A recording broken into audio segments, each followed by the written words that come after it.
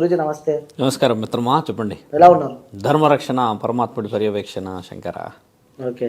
So Guruji, అసలు కుంభమేళం అంటే ఏంటి? ఎందుకంటే ప్రపంచం మొత్తం ఎదురు చూస్తుంది కుంభమేళ ఎప్పుడు జరగబోతుంది అని చెప్పి. అసలు కుంభమేళ అంటే ఏంటి అసలు? మానవ చరిత్ర ఎలా ఉంటుందంటే మిత్ర, సగం తెలిసి ఇంకో సగం తెలుసుకోవడం. యాక్చువల్లీ అంటే విద్య అంటే అది, లేదా పూర్తిగా తెలుసుకొని దాన్ని పరిపూర్ణంగా పాటించడం రెండు. మూడోది ఏమీ తెలియకపోతే ఎవరో ఒకరు నేర్పించడం. ఓకే. ఇప్పుడు ఉన్న ఆధునిక సమాజాన్ని మనం దృష్టిలో పెట్టి మాట్లాడితే పుష్కరాలని, గంగా స్నానాలని, తర్వాత త్రివేణి సంగమం అని చెప్పేసి 12 సంవత్సరాల పుష్కరాలని, 7 సంవత్సరాల పుష్కరాలని స్నానాలు చేయడం వరకు తెలుసు. కుంభమేళ అనేది ఈసారి ప్రయాగ్రాజ్లో జరుగుతుంది. ఎందుకు, ఎవరు, దాని యొక్క అంతరార్థం అనేది చాలా మందికి తెలియకుండానే నీళ్ళల్లో మునిగొస్తూ ఉంటాం, వెళ్ళి ఆ గంగలో స్నానాలు ఆచరిస్తూ ఉంటాం.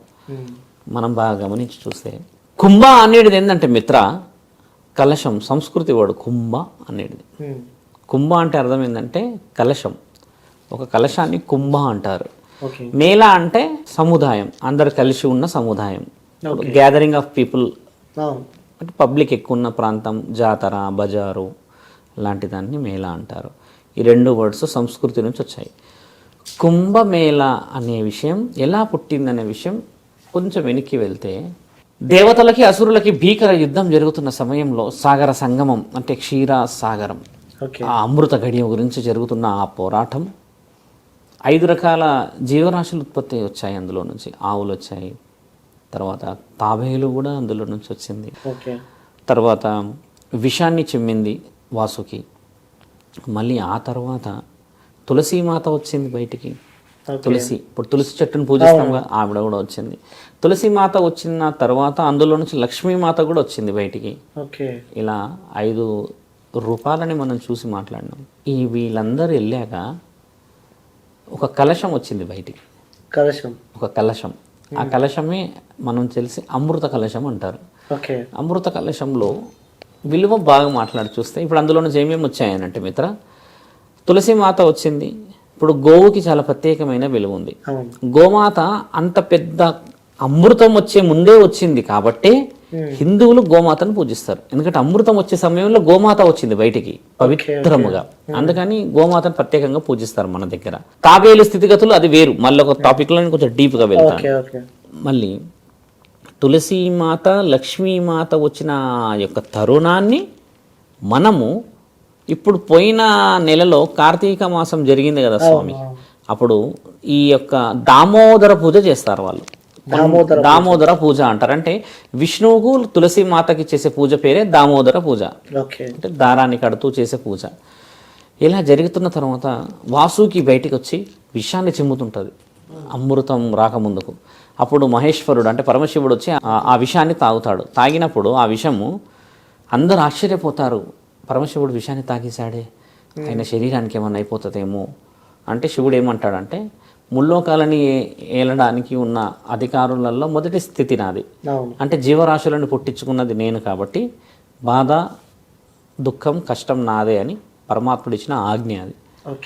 వాసుకి అడుగుతుంది, ఏమయ్యా విషాన్ని మింగితే నీ శరీరానికి ఇబ్బంది కాదా, దాన్ని చిమ్మేయవచ్చు కదా. అంటే నేను ఇది ఒకవేళ నోటిలో నుంచి బయటికి వదిలేసేస్తే నేను కనుక్కున్న పిల్లలు కానీ ఈ జీవరాశులు నా మీద నమ్మకంతో ఉన్న వాళ్ళందరూ నా చేతుల ద్వారా చంపిన వాడిని అవుతాను, కాబట్టి నేను చంపలేను. ఈ గరళం నన్నేమీ చేయలేదు, ఎందుకంటే నేను ముల్లోకాలకి అధిపతిని అని తండ్రి అంటాడు అని ఇక్కడ పెడతాడు. అంటే నేను మింగితే కదా నాకు అయ్యేది, నేను బయటికి వదిలితే ప్రమాదం, కాబట్టి నేను మింగనా అని ఇక్కడ పెట్టుకుంటాడు. మింగకుండా ఇక్కడ పెట్టుకున్నందుకు ఆ సమయంలో దేవాది దేవతలు ఆయనకి గరళాకంఠుడు అని బిరుదిస్తారు. గరళకంఠుడు అంటాడు, గరళం ఆ యొక్క విషం పేరు. అలా అయిన తర్వాత ఈ యొక్క అమృత కలశాన్ని బయటికి వచ్చిన తరుణాన్ని దేవాది దేవతలు ఆనందంగా స్వీకరిస్తూ ఉంటారు. అంటే ఇప్పుడు అందరు పంచుకోవాలి కదా, అమృతం వచ్చింది, అమృతం పంచుకుంటుంటే ఇప్పుడు ఇన్ని వనమూలికలతో వచ్చిన యొక్క, ఇప్పుడు ఆవుకి ఎన్ని పర్టికులర్స్ ఉన్నాయి చూసారు కదా, దాంట్లో పేడ నుంచి మొదలుపెట్టి పాలు నుంచి ప్రతి ఉపయోగమే. అంటే దాన్ని పట్టుకున్నా కూడా మనకి ఎన్నో విలువలు వస్తాయి అనేది మన దగ్గర చాలా మంది గో పూజలు చేసేవాళ్ళు, గోరక్షణ చేసే సంస్థలు చెప్తూ ఉంటారు. అలా వచ్చిన ఆ తరుణాన్ని కల్వశం ఏదైతే వస్తుందో దాన్ని ధన్వంతరి మేళ అంటారు. ఓకే. ధన్వంతరి అనేది ఎవరు? అమృతంని కూడా మోసింది అని అంటే ఆ ధన్వంతరి అనేది ఎవరు?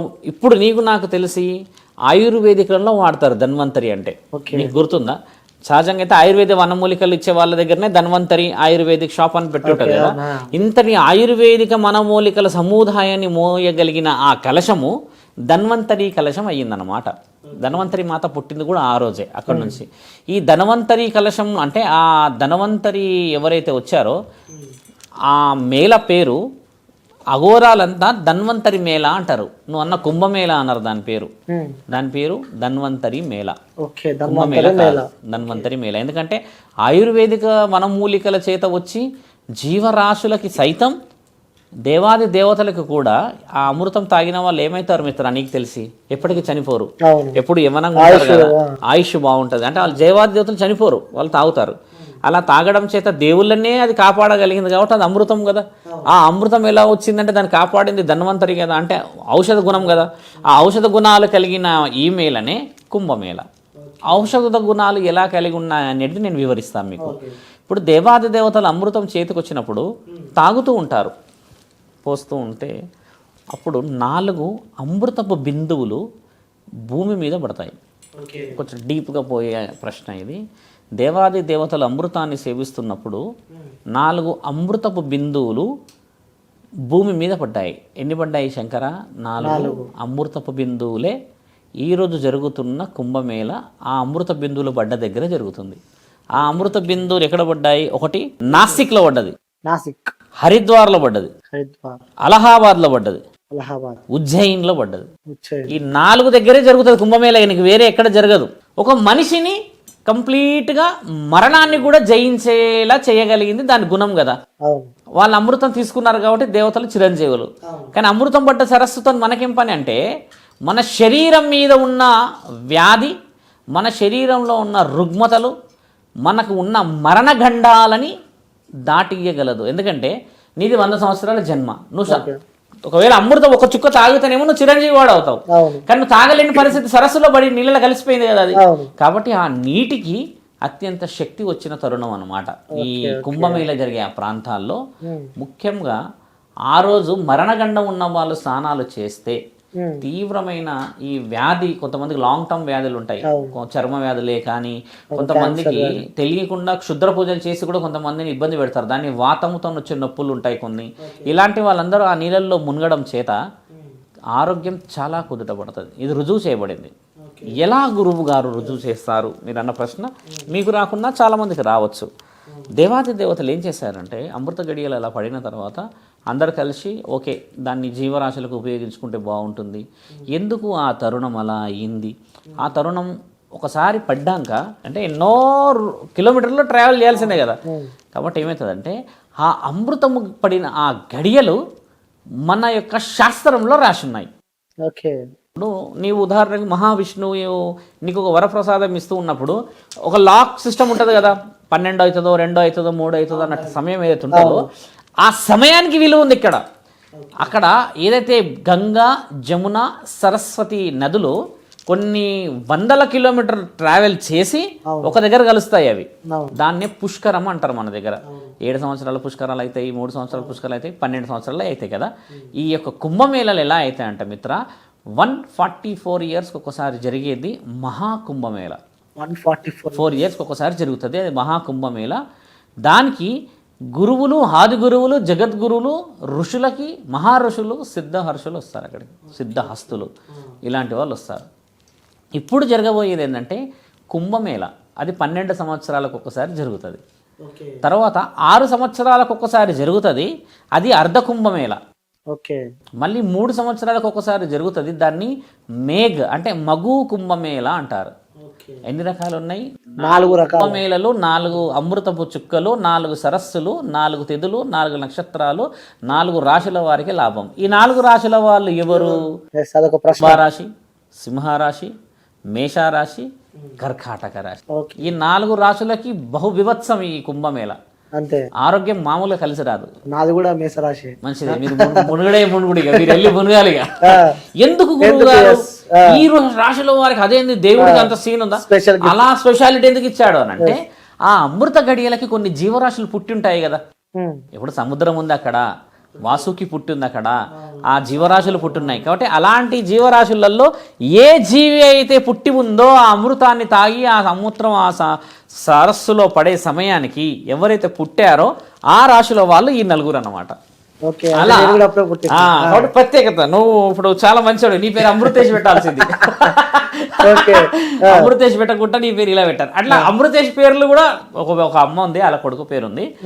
ఇలా ఆ రాశిలో వారికి 99% రిజల్ట్ మంచిగా ఉంటే మిగతా వాళ్ళకి 98% ఉంటుంది. ఎందుకంటే ఆ గడియ నక్షత్రాల బలం చెప్పే, అంతేకాని మానవ శరీరం ఎవరు పోయినా అది పుణ్యమే దక్కుతుంది. ఎందుకంటే అక్కడ ప్రకారం అమృతం పడ్డ ప్రాంతము అందరికీ మంచి. కొన్ని లక్షల జీవరాశులు ఉంటాయి మిత్ర ఆడ.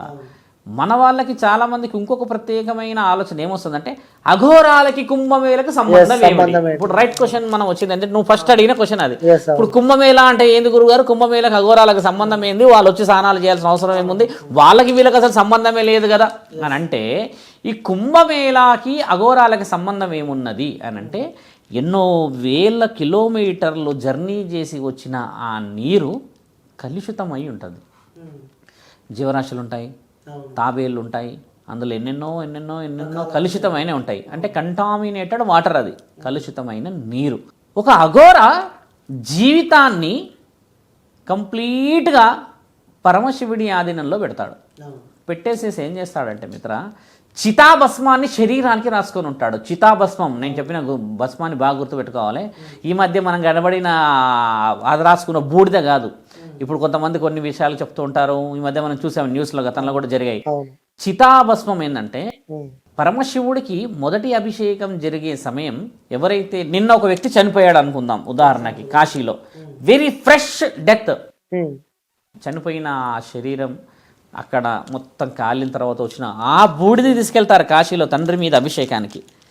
అష్ట సుగంధాలు కలిపి దాంట్లో కొన్ని వనమూలికల సముదాయాన్ని కలిపి తండ్రి ఆ యొక్క రీఫ్రెష్ అంటే వెరీ ఫ్రెష్గా చనిపోయిన ఆ శవం దగ్గర నుంచి వచ్చిన దాన్ని ఇట్లా పెట్టి చల్లుతుంటారు. చితాభస్మంతో చేస్తారు. భస్మం అంటే ఎవరి శవం మనం తీసుకెళ్తారా, లేకపోతే ఎవరిదైనా అదృష్టం ఉంటేనే? అలా ఆ అదృష్టం ఉన్నాడే కాశీకి పోయేది కూడా ఆడే కదా. మరి అందరు పోతారా ఇతర కాశీకి? మనం రోడ్డు మీద చావట్లేరా, హాస్పిటల్లో చావట్లేరా, పోస్ట్ మార్టర్లు కావట్లేదు. అలా కాకుండా ఒక వ్యక్తి కాశీలో చనిపోతే కాశీలోనే ఆ యొక్క ఘాటులో భస్మానికి తీసుకెళ్లి ముందు రోజు చనిపోయిన వాళ్ళని తీసుకెళ్తాడు. ఎవరైనా చాయిస్ అది. ఒకే రోజు ఆడ 100 మంది రావచ్చు చావు. ఇప్పుడు ఒకే రోజు 5 మంది రావచ్చు, ఒకే రోజు 10 మంది రావచ్చు. ఆయన గారు వెరీ ఫ్రెష్ ఉన్నదాన్ని తీసుకెళ్తారు అంటున్నా. వెరీ ఫ్రెష్ అంటే ఎవరు? యవనస్తుడా, ముసలోడా అని కాదు అక్కడ. అంటే ఇప్పుడు భస్మం సమయం 8:30 అయింది, ఇస్తాము అంటే 8:30కు ముందు చనిపోయింది ఎవరు అన్న వాళ్ళని తీసుకెళ్తారు అక్కడ. ఆ అదృష్టం పరమశివుడిది, ఆయన నిర్ణయం తీయాల్సింది కూడా దేవుడే కదా. అలాంటి వ్యక్తిని తీసుకెళ్తారు. అంతేగాని 100 మంది అనుకుంటే 100 మంది తీసుకొని వెళ్ళడు కాదు. దానికి ప్రత్యేకత ఉంటుంది. ఎందుకంటే తండ్రికి ఇచ్చేది ఏంటంటే, ఇప్పుడు నీవే ఒకడు ఏదన్నా పండు పలహారం దేవుడు పెట్టాలంటే ఫ్రెష్ పెట్టాలని ఎట్లా ఆలోచిస్తావు? కాబట్టి ఆ విషయం కూడా అలా అనే చెప్పాలి. ఆ భస్మాన్ని ఏం చేస్తారంటే మిత్ర, ఒళ్ళంతా రాసుకొని వాళ్ళు స్నానం అనేది, ఈ శుచి శుభ్రత అనేది తక్కువ శాతం ఉంటుంది అఘోరాల దగ్గర. వాళ్ళు స్నానాలు రోజు చేయరు, నీలాగా నాలాగా ఎక్కువ శాతంగాలు ఉండవు. వాళ్ళు ఏంటంటే గడియలు చాలా పెద్ద గడియలు ఉంటాయి. వాళ్ళు చితాభస్మం రాసి ఆయుర్వేదిక వనమూలిక శరీరానికి ఉండడం చేత వాళ్ళకి ఒళ్ళంతా very very very very positive energy రుద్రాక్షల ద్వారా వస్తుంది. వాళ్ళకి ఒరిజినల్ రుద్రాక్షలు తీసుకుంటారు కాబట్టి శరీరం అంతా హై పాజిటివ్నెస్ ఉంటుంది. నెగిటివ్ అనేది చుట్టుపక్కల కూడా తగలదు. ఇప్పుడు నువ్వు అఘోరా పక్కన ఇంత డిస్టెన్స్లో కూర్చున్నా నీ దగ్గర దుష్టగాలి ఉండదు. ఆ యొక్క స్మెల్ అంత వైవిధ్యంగా, అంత సుగంధాల నుంచి వచ్చే ఆ స్మెల్ ఏదైతే ఉంటుందో, అంటే ఆ సువాసన ఎప్పుడు చితాభస్మం అంటే ఎట్లా ఉంటుంది అంటే, నువ్వు బాగా గమనించే మిత్ర, ఈరోజు భ్రష్టు పట్టిన సమాజంలో మనం ఏది పడితే అది కట్టెలు పెడుతున్నాము. కానీ ఒకప్పుడు 27 నక్షత్ర వృక్షాలను తీసుకొచ్చి పెట్టేవాళ్ళు. నక్షత్ర జాతుల చెట్లు అంటారు వాడు. నక్షత్ర జాతులు అంటే 27 రకాల జాతుల చెట్లు ఉండేవి మన దగ్గర. అందులో మనం ఓవరాల్గా డిస్కస్ చేస్తే, సమాజంలో ఉన్న నాలెడ్జ్ ప్రకారం మాట్లాడితే, వేప చెట్టు, తర్వాత ఇప్పుడు మారేడు చెట్టు, రావి చెట్టు. ఇప్పుడు మన దగ్గర తెలిసిన వాటికి ఈ 3-4 చెట్లు అయితే, ఇప్పుడు తులసి చెట్టు ఇప్పుడు చిన్నగా పెరుగుతుంది కానీ ఒకప్పుడు కండలుగా పెరిగేది, బలంగా పెరిగేది ఒకప్పుడు. మళ్ళీ తర్వాత మారేడు చెట్టులో కూడా మనకు తెలిసిన ఈ మారేడు వేరు, అడవిలో పెరిగే మారేడు వేరు, చాలా స్ట్రాంగ్ ఉంటుంది. అట్లా 27 నక్షత్ర జాతుల నుంచి ఆ చెట్లని గంధం చెక్కలు తెలుసా మిత్ర? తెలుసు. గంధం కూడా పెట్టి కాల్చేవాళ్ళు. కొంతమందిని కాలుస్తాం. ఇప్పట్లో కొంతమంది ప్రత్యేకమైన వ్యక్తులు చనిపోతే కాలుస్తారు వాటితో. అలాంటి అన్ని పెట్టి కాలుస్తే ఎన్ని వనమూలికలు వస్తాయో తెలుసా మిత్ర? కాలిన తర్వాత అదంతా ఒక దగ్గరికి అయినాక ఆ శరీరంలో నుంచి ఈ సముదాయం బొక్కలు ఉంటాయి కదా, ఈ యొక్క ఎముకలు, దాని నుంచి రాపిడై కింద పడిన భస్మమే చితాభస్మం అంటారు దాన్ని. ఇప్పుడు నువ్వు ఎక్కడెక్కడనో ఆగూడ సఫీల్గూడ అలా ఓల్డ్ సిటీలో ఉన్న వాళ్ళ విషయం కాదు, అంత ప్రత్యేకత కాశీలో జరుగుతుంది. రెండు డిఫరెంట్. విభూది వేరు, అది వేరు మిత్ర. విభూది విషయం వేరడం వేరు, చితాభస్మం వేరు. ఫిల్టరైజేషన్ అయిన తర్వాత ఇది విభూది అవుతుంది. ఇది ఎలా, మళ్ళీ మీరు మంచి లాజిక్ క్వశ్చన్ చాలా మంది తెలియాలి. ఇప్పుడు శివుడి మీద పడనంత వరకు అది చితాభస్మమే, శివుడి మీద పడి కింద పడిన తర్వాత అది భస్మం. అర్థమైందా? దాని లెక్క అర్థమైంది కదా. తండ్రిని తగిలిన తర్వాత అది పవిత్రం అయిపోతుంది, తగలకు ముందు దాన్ని ఫిల్టరైజేషన్ ఇస్తారు. ఇప్పుడు చాలా మంది ఏంటంటే మనకి రియల్గా ఉన్న విభూతి దొరుకుతలేదు. ఇప్పుడు మీరు అన్నట్టుగా ఈ తెల్లగా దొరికేది విభూతి కాదు, బూడిది అనేది యాక్చువల్లీ. అక్కడ కాశీ నుంచి వచ్చేది, అక్కడ చేసే దాన్ని వనమూలికల సముదాయాలు, దాని పర్టికులర్ వేరే ఉంటుంది. ఇట్లా పట్టుకుంటే కూడా స్మెల్ వస్తుంది మిత్ర. అది ఇప్పుడు వచ్చిన దాంట్లో స్మెల్ రాదు, బూడిదే వస్తుంది స్మెల్. అక్కడ ఏంటంటే అన్ని రకాల చెట్లతో కాల్చడం చేత, దాంట్లో ఉన్న శక్తి దానికి రావడం చేత, ఈ అఘోరాలు రుద్రాక్షలు వేసుకోవడం చేత, ఎప్పుడు కూడా దైవ ఆధీనంలోనే వారి శరీరం ఉండడం చేత ఈ శరీరం చాలా పాజిటివ్ ఉంటుంది. అల్లది వాళ్ళు హరహర మహాదేవ అని ఆ అమృతం పడిన గడియల కోసం వచ్చి సరస్సులో స్నానాలు చేయడానికి గల ముఖ్యమైన కారణం ఏంటంటే ఆ నీళ్ళల్లో కలుషితమైన ఈ యొక్క మలినాలు ఎక్కువ ఉండి, ఆ కలుషితమైన నీరు నెక్స్ట్ వచ్చే వాళ్ళు ఎవరైతే మామూలు సహజ సిద్ధమైన జీవితాన్ని గడుపుతున్న ఇంటి వాళ్ళు, కుటుంబాలు వాళ్ళు వస్తే చర్మ రోగాలు రాకూడదని మొదట మునుగుతారు వాళ్ళు అందులోకి. అట్లా లక్షల మంది అఘోరాలు మునిగిన తర్వాత ఆ నీళ్ళంతా ప్యూరిఫైడ్ అవుతాయి, ప్యూరిఫై అయ్యి పవిత్రమైపోతాయి. అలా ఎలా చెప్పగలుగుతారు మీరు అని అంటే, 100 సంవత్సరాల క్రితం ఒక రీసెర్చ్ జరిగింది దాని మీద. వీళ్ళు స్నానం చేయక ముందుకేమో 99% కంటామినేటెడ్ ఉంటే, వీళ్ళు స్నానాలు చేసిన తర్వాత వాటర్ చెక్ చేసి చూస్తే 94% ప్యూరిఫైడ్ అయిందంట వాటర్. అలా చెక్ చేసి కూడా రుజువు చేసింది అదంతా. అలా చేసిన వాళ్ళని మనం వెళ్ళి స్నానాలు చేయాలి. అంటే అఘోరాలు ఇక్కడ స్వార్థానికి వచ్చి మునగట్లేరు అక్కడ వాళ్ళు మానవాళి శరీరాలు ఆరోగ్యాలు బాగుండాలి. ఎందుకంటే ప్రకృతి రీత్యా నీళ్ళల్లో కొన్ని మార్పులు చేసి, సముద్రపు నీళ్లు తాగలేము చూడండి, ఉప్పు ఉంటుంది కదా ఎక్కువ, ఇలాంటి కొన్ని ఉండడం చేత ఆ సరస్సులలో వాళ్ళు మునిగి ఆటోమేటిక్గా శరీరం బాగుండాలని నిర్ణయించిన, మీరు అడిగిన ఆ యొక్క మహాకుంభమేళ డీప్ డిస్కషన్ ఇది. కుంభమేళలో రెండో విషయం ఇంకోటి ఏంటంటే, అఘోరాలు ఎక్కడ మాయమవుతారు? కొన్ని కిలోమీటర్ల దూరం వెళ్ళి మాయమవుతారు. మీరు ఎన్ని ఉండవచ్చు. అఘోరాలు ఎక్కడికి మాయం గారు, వాళ్ళ దగ్గర ఏంటంటే కంటిని మాయం చేసే శక్తి ఉంటుంది వాళ్ళ దగ్గర. నీ కన్నుని ఫ్రీజ్ చేస్తారు 1 కిలోమీటర్ అఘోరాలు. దాన్ని నానో టెక్నాలజీ అని అంటారు. ఇప్పుడు వాడుతున్న నానో టెక్నాలజీ కూడా వారి ద్వారా వచ్చింది. అలా వచ్చి వాళ్ళు 1 కిలోమీటర్ తర్వాత నిన్ను కనబడకుండా వెళ్ళిపోతారు వాళ్ళు. కానీ యాక్చువల్లీ వాళ్ళు 1 కిలోమీటర్ తర్వాత కనబడతారు, నువ్వు భూతద్దం పెట్టి చూస్తే కనబడతారు. ఇది మళ్ళీ క్వశ్చన్ తెలుసుకో. అఘోరాలని చాలా మంది తప్పుడుతో పట్టించి తప్పుడుగా మాట్లాడతారు. కాబట్టి సమయం ఆ ఆలోచన ఉందని చెప్తున్నాను. అఘోరాలు ఎక్కడికి మాయం గారు, మన కళ్ళకి కనిపించారు. అంటే కంటిని మాయాజాలం చేసే శక్తి వాళ్ళ దగ్గర, అఘోరాల దగ్గరే ఉంటుంది. ఇప్పుడు మిగతా వాళ్ళ దగ్గర, ఆ బాబాల దగ్గర, ఈ బాబాల దగ్గర, వీళ్ళ దగ్గర, వాళ్ళ దగ్గర ఉండదు. ఎందుకంటే వారు దైవాధీనమైన మనుషులు కాబట్టి వారి జీవం, వారి యొక్క ప్రయాణం, వారి యొక్క జీవన శైలి మనకు తెలియకూడదు కదా. మన దగ్గర మహానుభావులు ఉన్నారు. ఆ అఘోర ఎనబడి పోయినా పోతారు, 7 దాకా పోతే 6 దాకా పోతారు. మామూలుగా పోరాలు 6 దాకా పోతే ఆయన ఒక ఏదన్నా సందులో పోతే ఆ సందులో కూడా పోయి చూస్తారు మనోళ్ళు పోతే మంచిదే. కానీ ఎంబడి కెమెరా పట్టుకొని పోతారు, అదవుతుంది మరి పరిస్థితి. అలాంటి చేయకూడదు, మానవాళికి ప్రమాదం అది. ఎందుకంటే మన కోసం వచ్చి దైవాజ్ఞలో ఉన్న వాళ్ళని మనం ఏం చెడు చేస్తాం చెప్పు మిత్ర. కొంతమంది తప్పుగా చెప్తారు, శ్రమంతో సంభోగం చేస్తారని, అది తింటారు, ఇది తింటారు. అలాంటి వాళ్ళకి అవసరం ఏముంది మిత్ర? అవసరమే లేదు. దైవాజ్ఞల్లో కాశీలోనే కూర్చున్న వాడికి అన్నం దొరకడం పెద్ద సమస్య. కొన్ని ఉండడం చేత మనం తెలుసుకోవాల్సిన అవసరం కుంభమేళ గురించి ఇలా ఉంది మిత్ర. అంటే మొత్తానికి కుంభమేళకి వెళ్తే చాలా మంచిదని, చాలా మంచిదే. ఇప్పుడు మీరు యాక్చువల్లీ మన ఇద్దరం ఇంటరాక్షన్ తీసుకున్నప్పుడు first you don't know about subject. Yes. నేనేమన్నాను మిత్ర, చాలా వైవిధ్యంగా ఉంటుంది చూడండి అని అన్న. ఇంటరాక్షన్ మధ్యలో ఏమొచ్చింది, స్వామి నేను ఈ రాశిలో పుట్టాను అని అన్నారు. అని అంటే ఈ రాశిలో పుట్టితే నువ్వు చాలా బాగా అవుతుందని నేను చెప్పలేను. నేనేం చెప్పా, దాని అంతరార్థం నీకు చెప్పిన, అసలు ఎక్కడి నుంచి వచ్చింది, ఎందుకు అయ్యింది, అప్పుడు నీకు అర్థమైంది. చాలా మందికి కుంభమేళం అంటే ఎందుకు తెలియదు. సో చాలా మందికి చెప్పాలంటే యూజ్ ఏంటి, ఇప్పుడు బుక్ అయిపోయింది కుంభమేళాలో, ఇప్పుడు నీకు చోటు లేదు. మహా కుంభమేళా జరుగుతుంది అని అంటే మిత్ర, అక్కడ సాధువులను చూసి ఇన్స్పిరేషన్ వందల మంది తీసుకుంటారు. ఇప్పుడు యూత్ వస్తారు కొంతమంది, ఆయన చూసుకుంటూ నిలబడడానికి సరిపోతుంది. ఆయన మనిషి ఏంది, ఆయన గుర్రం మీద రావడం ఏంది, సగం మంది గుర్రాల మీదే వస్తారు ఆడికి, సగం మంది ఒంటల మీదే వస్తారు, ఇంకా కొంతమంది గురువులు అయితే ఏనుగుల మీద కూడా రావచ్చును. ఎందుకంటే వారి జీవన శైలి మనకి చాలా పర్టికులర్గా నేర్పించేది ఏంటంటే మిత్ర, ఓపిక. నీకోసం వాళ్ళకి ఏం పని ఉందని ఆ కొండల మధ్యలో ఉండే నిన్ను బాగుండాలి చూపించాలి కదా, అలాంటి వాళ్ళని ఒక దగ్గర చూడడం గొప్ప. మొత్తానికైతే ప్రత్యేకత అంటారు. అమృతమే పడింది అని అంటే, అమృతం దేవతలు తాగారంటే అది. ఇప్పుడు నేను ఇంకోటి ఏంటంటే, మనం ఎక్కువ శాతంగా మనం ఇంటర్వ్యూస్లో నేను చెప్పేటప్పుడు చాలా విషయాలు ఎందుకు నేను చెప్పంటే, క్వశ్చన్ పర్ఫెక్షన్లకి ఆన్సర్ పోవాలి, అంతేగాని ఎందుకు పోయారు, అంతేగాని ఆడపోయి నువ్వు పోవాయా అని చెప్పడము, అది ఎందుకు పోవాలో చెప్పడము, ఇది ఉండదు. నేను ఎందుకు పోవాలి, ఏం జరుగుతుంది, జరగబోయేది అసలు ఏమైంది, ఇది చెప్పకపోతే సమాజం మారదు. ఇప్పుడు చాలా మంది దీపావళి పండుగ చేసుకుంటారు అంటే, ఓకే వాడు కాలుస్తుండు, నేను కాదు, వాడు 1000 వాళ్ళు కాల్సు, నువ్వు 10,000 వాళ్ళ కాల్సు, ఎందుకు చేసుకోవాలి? మన దగ్గర లేనే లేదు, మన దగ్గర లేనిది ఎందుకు చేసుకోవాలి, మనం ఉన్నది చేసుకోవాలి. ఇవి తెలుసుకోవాలని నా ఆలోచన. ఓకే, సో మొత్తానికి అయితే ప్రత్యేకత అయితే వివరించారు గురూజీ. సో చాలా మందికి ఒక మంచి ఆన్సర్, చరిత్ర తెలియజేశారు. So thank you Guruji. ధర్మో రక్షతి రక్షతా మిత్ర.